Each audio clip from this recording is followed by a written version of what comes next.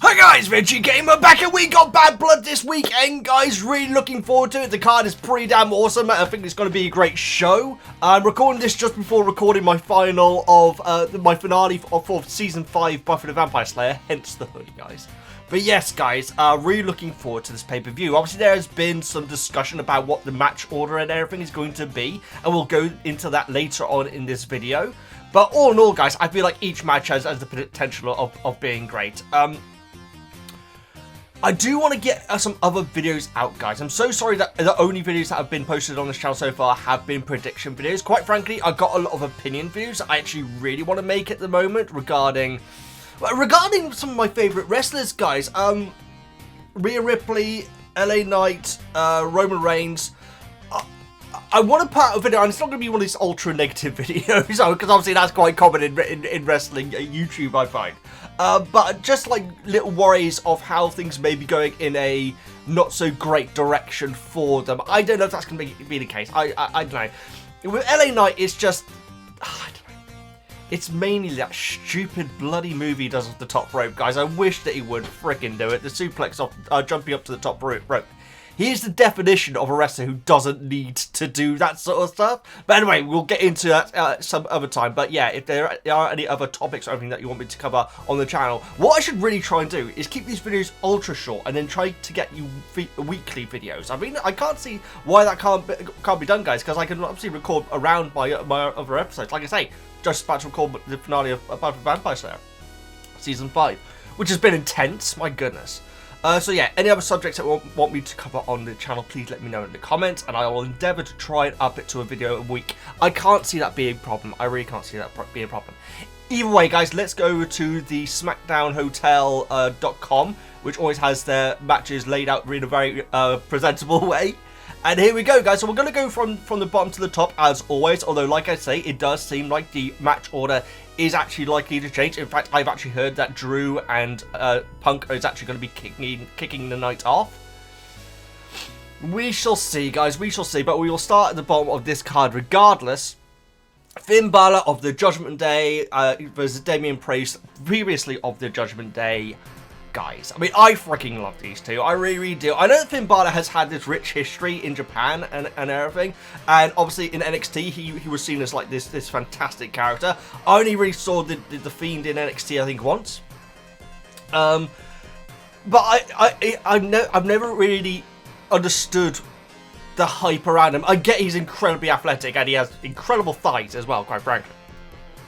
But I've never really got it. Quite frankly, since he's joined the Judgment Day, I have really appreciated him. I think it's the best work that he's ever done, guys. And I think that him being, I know there isn't a leader now, but being the focus of the Judgment Day right now, I think has actually worked wonders for him. And so I'm loving it. I certainly think he's a better heel than babyface, guys. Quite frankly, when he was babyface, there wasn't really anything to him. He just came out, smiled, and went like that. Which, to be fair, is like what Rhea Ripley used to do. Just come out, smile, and go like that. That means you're a babyface. He basically looked like Das Wunderkind from WCW. That was always my opinion of Finn Balor. But I think he's fantastic now. Damian, obviously, on the other hand, has had a massive push this year. Obviously came against a roadblock with Gunther. And I think that either of them could win. I do feel like this could go either way. I will add the 50-50 booking of when someone loses or is left on the ground on the TV show before, it means they generally are going to be winning at the pay-per-view. That would mean that Damian is actually going to be winning this, guys. I think it makes sense. I wish that Finn beat Edge at WrestleMania a few years ago, guys. Him losing to Edge seemed so backwards to me. It really, really did. It would have escalated him so far. It really, really would. I believe at that point they knew that Edge was leaving. I think. I could be wrong.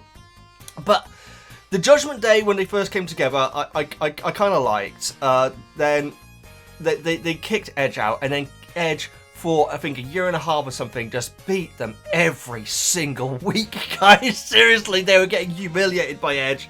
I know that there was a one time where Edge quit because Rhea was about to hit the Glamazon with a chair and everything, but he really did win the vast majority of those matches. And so having Finn win at WrestleMania made so much sense to me. It ended up him getting a freaking horrendous cut on his head, didn't he? In it, I think that Edge threw a chair at him or something.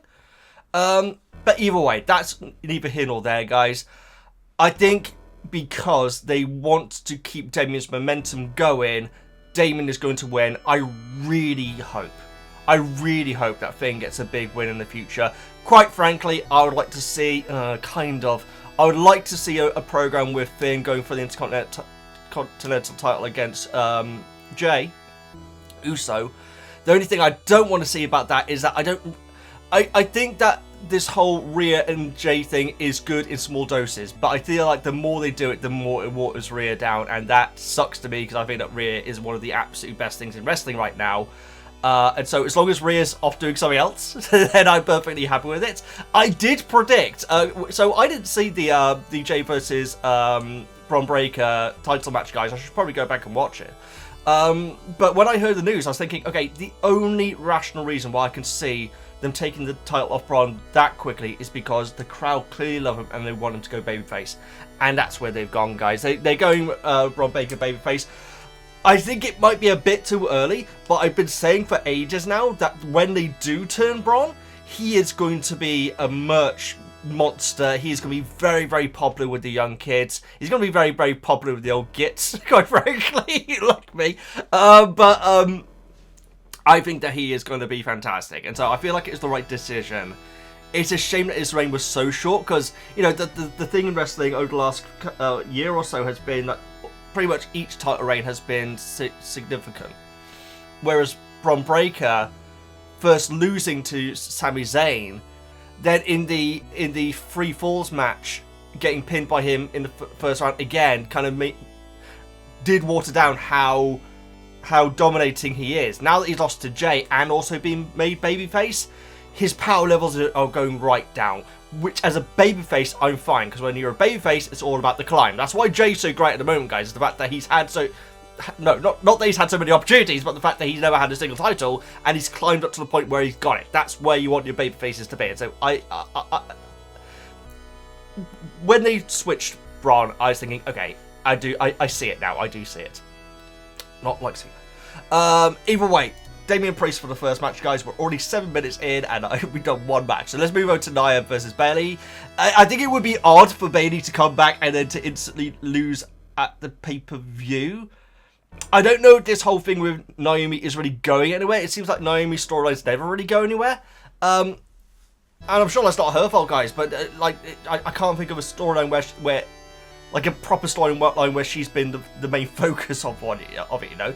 Then again, guys, I would say the main focus of this rivalry, Nia Jax versus Bayley, has absolutely been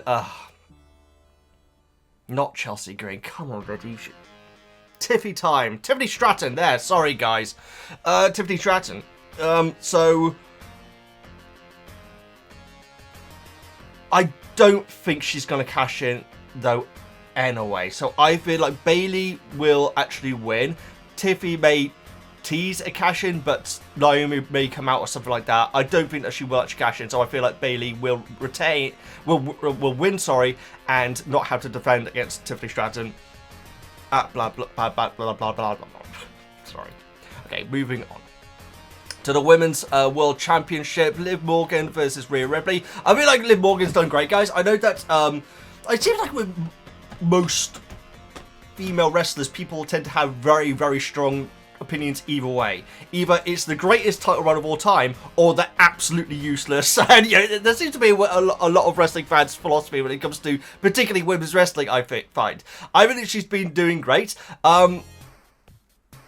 I feel like the thing with Dom is absolutely brilliant right now. And with Judgment Day, quite frankly, I think like she really suits this new version of Judgment Day, you know. And I gotta say, I like this new version of Judgment Day a lot more than I like the new version of the Bloodline, and not in a heat way, as in a go away heat, guys. When the new Bloodline come out, I'm not thinking, oh, what are they gonna do? What are they gonna say?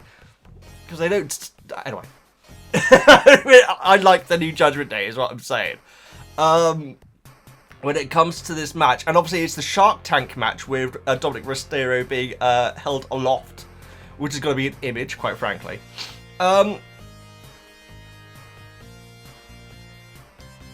I do feel... I'm sticking to my guns, guys. I think I've been saying this for a while, that Rhea Ripley will lose this rivalry with Liv Morgan, and I do feel like that is the right decision. I really do. Especially now that she has become a proper babyface. And she has been so dominant as a heel for so long, it really makes sense that she loses this rivalry with Liv, because quite frankly, the rivalry is actually with Dominic Mysterio. I don't know if it's going to be a WrestleMania match, but I swear that we will get that match in the future. I'm going to say no later than this WrestleMania. That's my prediction with it. But the rivalry is actually Rhea versus Dom, and that is the match which I'm looking forward to see.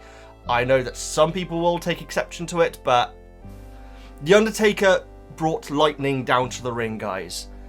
Some things in wrestling shouldn't be taken too seriously, you know? And so I feel like that's the main rivalry, which is why I feel like Liv is going to retain.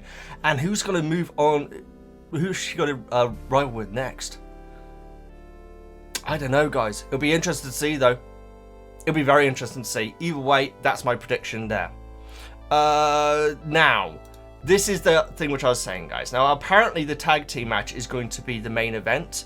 And Drew versus Punk is going to be...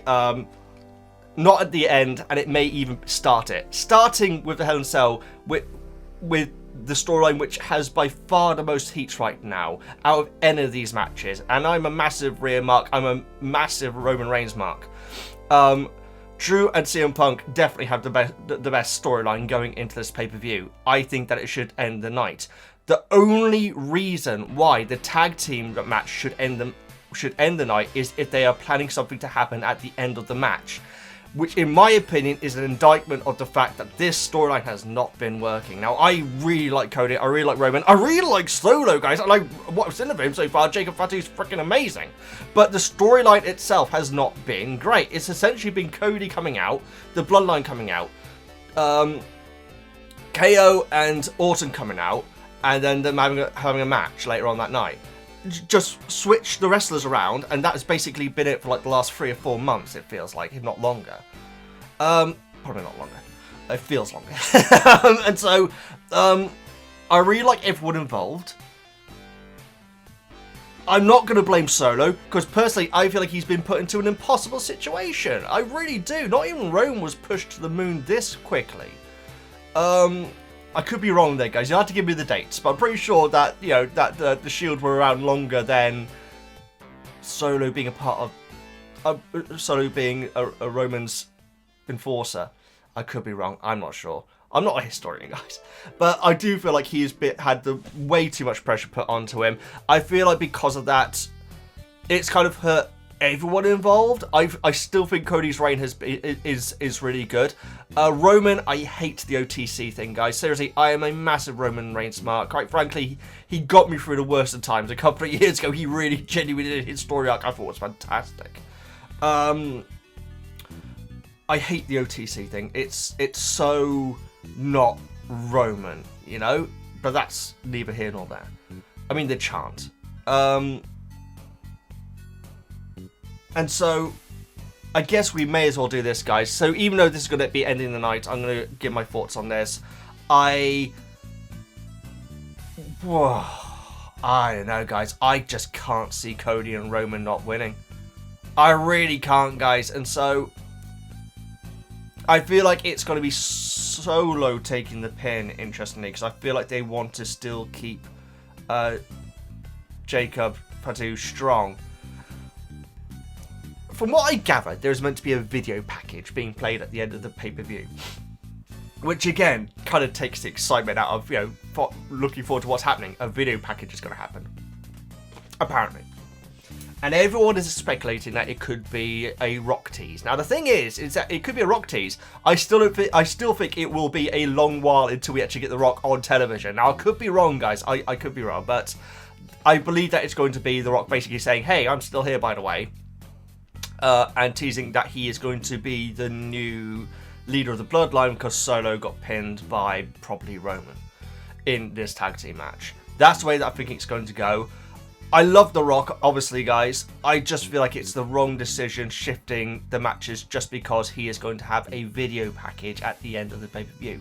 This is, from what I gather, it's still all speculation, guys. Because quite frankly, the cards I feel like change on the day anyway. I feel like you could have a Rock video package not end the night, guys. I feel like you could have it. The thing is, with the bigger matches recently, they tend to have them either at the start or the end, don't they? So a lot of Cody's defenses have been at the start of the pay-per-view.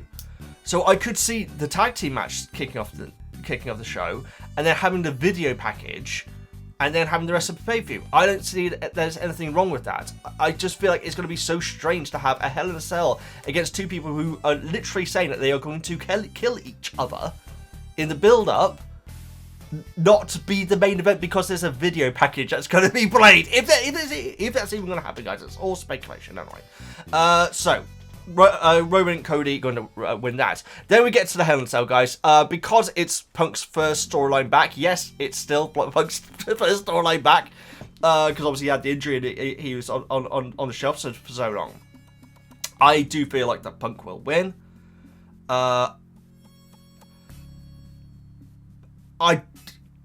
I think if Punk loses, it will hurt him a lot more than Drew losing. I feel like Drew has now gone into the AJ Styles position of you just can't bring him down, guys. I feel like Drew has been so good these last couple of years that have him lose tomorrow and then on Monday come out, pick a rivalry with someone else, he's going to be golden.